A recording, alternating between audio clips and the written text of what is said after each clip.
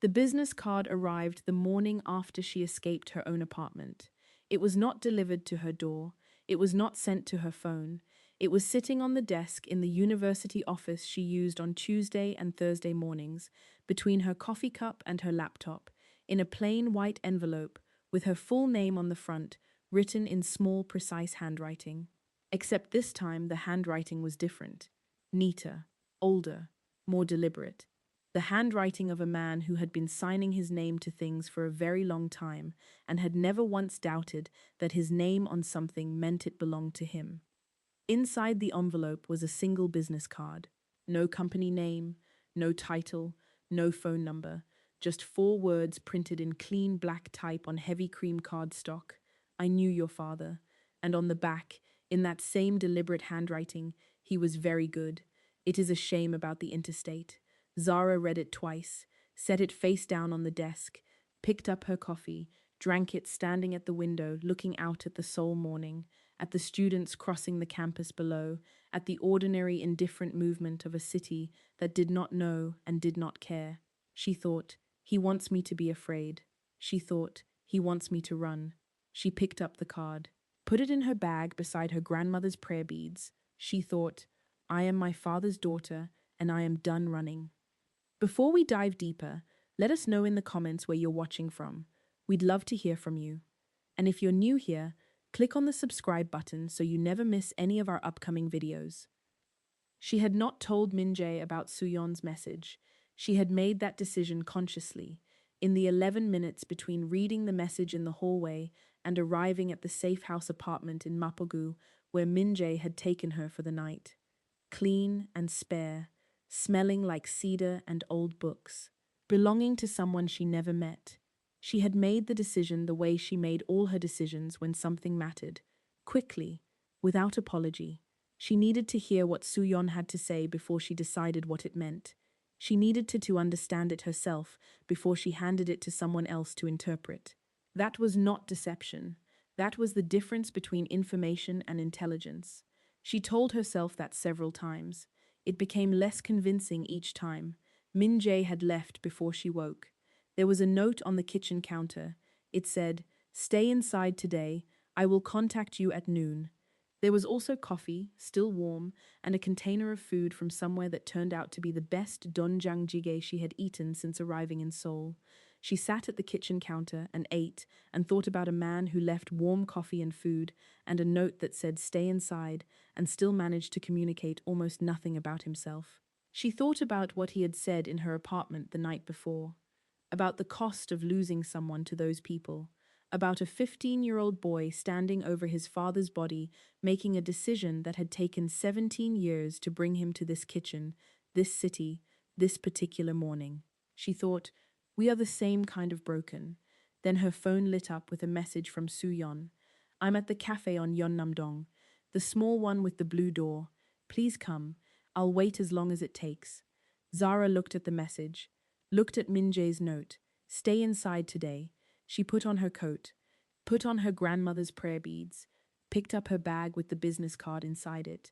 She left.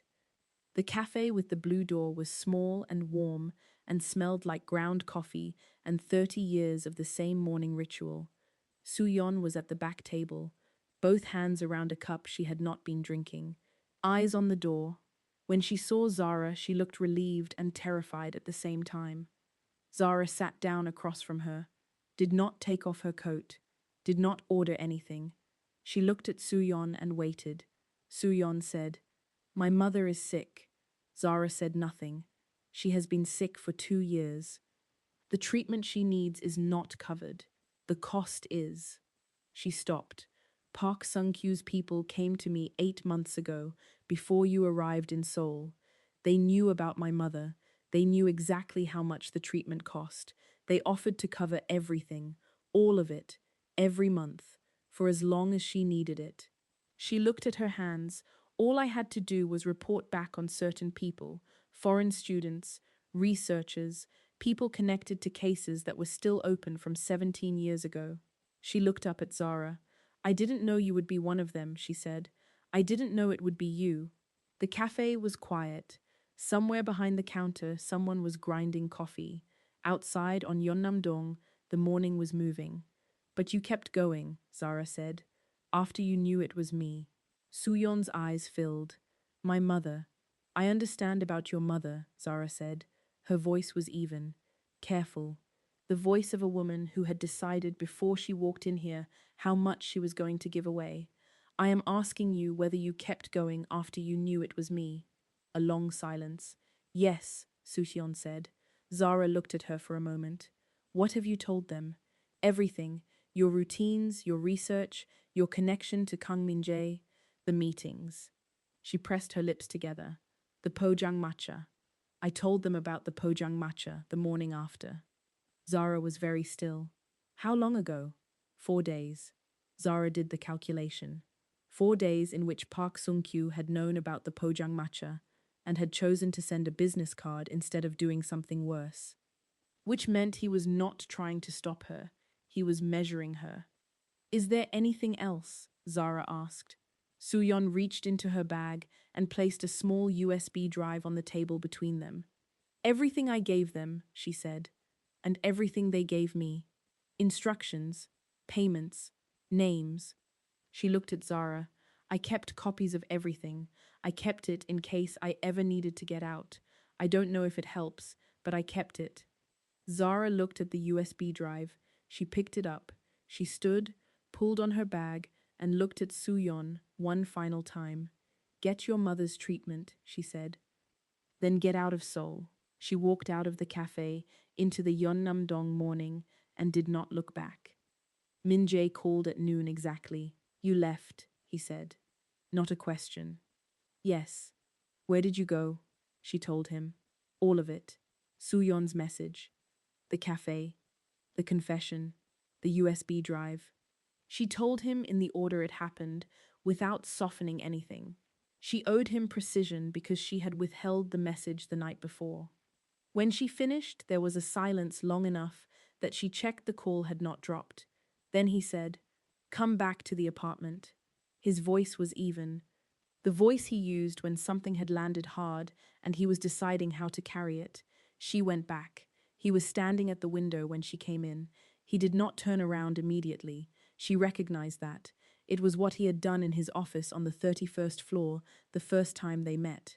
Standing at windows was what he did when he was choosing his words. You knew last night, he said. I knew she had sent a message asking to meet. I didn't know what she was going to say. But you didn't tell me. No. He turned. He looked at her across the room. His expression was not angry.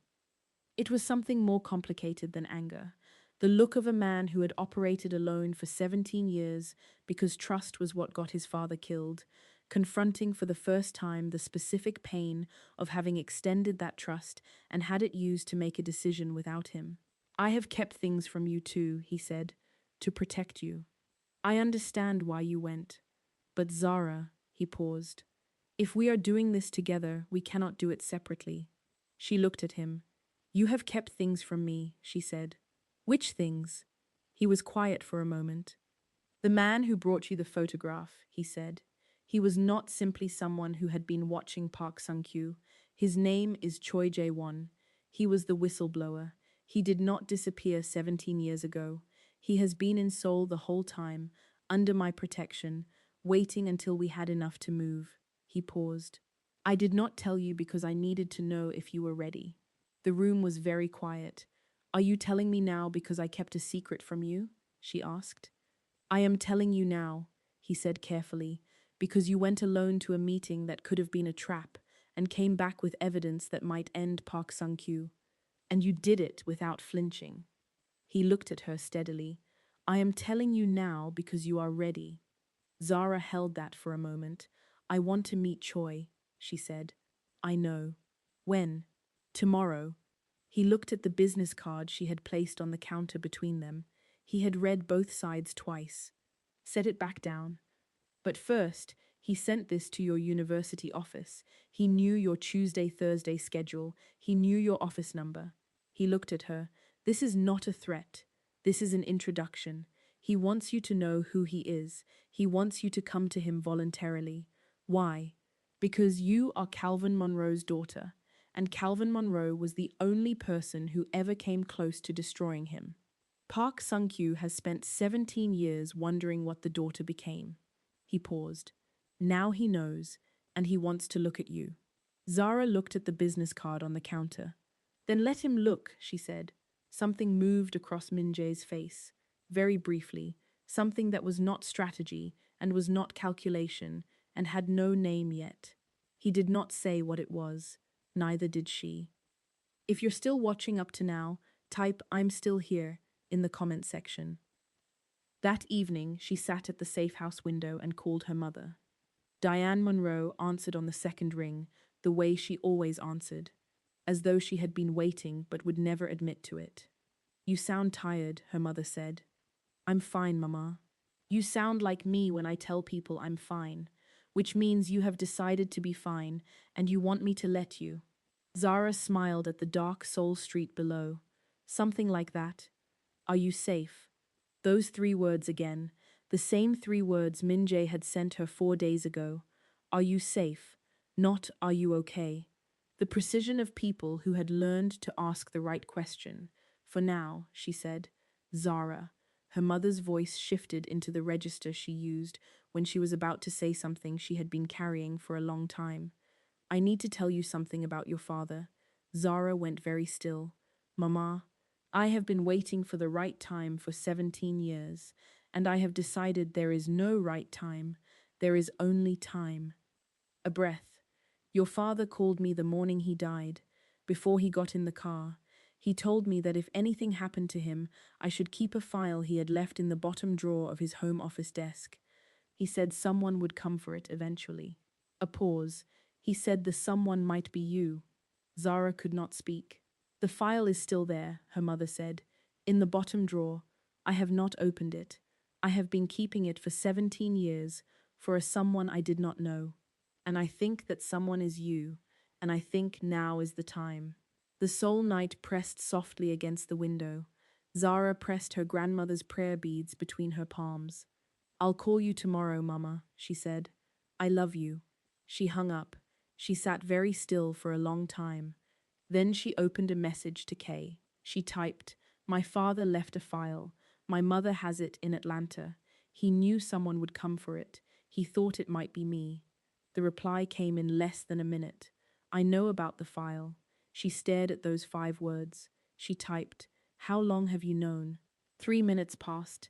Then, since before you came to Seoul, Zara set the phone down on the windowsill beside her grandmother's prayer beads. She looked at the Seoul night. She thought about a man who had told her they could not do this separately, while keeping the most important thing separately. She thought about the business card in her bag. She thought about her father calling her mother on the morning he died. She thought, everyone in this story has been carrying something alone for 17 years, including him, including me, and neither of us knows yet how to stop. She did not pick the phone back up.